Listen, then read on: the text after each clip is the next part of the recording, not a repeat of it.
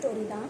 நாட்டாளுற ஒரு அரசன் சொல்லியிருக்கிறான், கோட்டையோட கதவை திறக்கிறவங்களுக்கு வந்து இந்த நாட்டையே நான் எழுதி வைப்பேன், அப்படி இல்லைன்னா அவங்களால திறக்க முடியலைன்னா கையை வெட்டிடுவேன்னு சொல்லியிருக்கான்.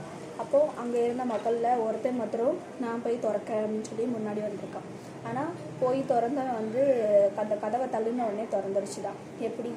ஏன்னா அந்த கதவு வந்து மூடவே இல்லை. இதே மாதிரி தான் நம்மளும் என்ன பண்ணுறோன்னா, நிறைய விஷயங்களில் நம்ம ஒரு விஷயத்தை வந்து செய்யணும்னு சொல்லி நினச்சிட்டு இதை செய்யவா வேண்டாமா இல்லை ஒதுங்கி நிற்கவா அப்படின்னே பயந்து நம்ம வந்து என்னென்னா நமக்கான குறிக்கோளை வந்து தவற விட்டுருதோம். ஸோ எந்த ஒரு விஷயமா இருந்தாலும் முன்னேறி போய் நம்மளால் முடியும் அப்படிங்கிற தன்னம்பிக்கையோடு நம்ம எதிர்த்து போராடினோன்னா நமக்கான ஏதாவது ஒரு வழி சின்ன இதில் அங்கே இருக்கும் அப்படிங்கிறத நம்ம தெரிஞ்சுக்கிட்டாலே தன்னம்பிக்கையோடு போராடி நமக்கான வெற்றி பாதையை அடைய முடியும். ஸோ அதனால் எப்போதுமே எந்த ஒரு விஷயமா இருந்தாலும் தயவுசெய்து இதை போய் பண்ணலாமா வேண்டாமா, இந்த விஷயத்தை செய்யவா இல்லைன்னா முடியுமா முடியாதா அப்படிங்கிற யோசனை வந்து தயவுசெய்து வைக்காதீங்க.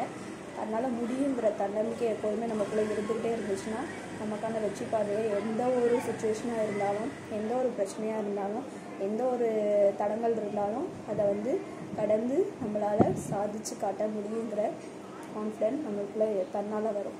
ஓகேவா?